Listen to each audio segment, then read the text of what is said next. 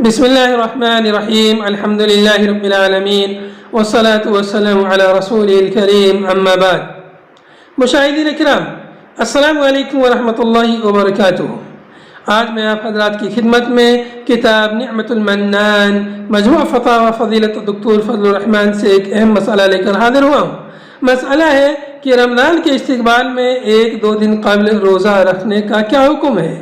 آپ رحمہ اللہ سے سوال کیا گیا کہ رمضان سے 1-2 دن قبل اس کے استقبال میں روزہ رکھنے کا کیا حکم ہے۔ جواب میں آپ نے فرمایا کہ رمضان سے 1-2 دن قبل احتیاطاً یا رمضان کے استقبال میں روزہ رکھنا جائز نہیں۔ ہاں، اگر کوئی پیر یا جمعرات وغیرہ کے روزے ہمیشہ رکھتا ہے اور اتفاق سے یہ دن رمضان سے 1 یا 2 دن پہلے پڑ جائے تو اس کی نیت سے روزہ رکھ سکتا ہے۔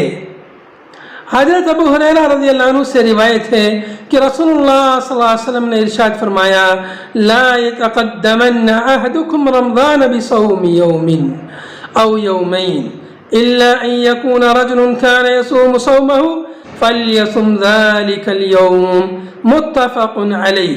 تم میں سے کوئی رمضان سے 1 یا 2 دن پہلے روزہ نہ رکھے۔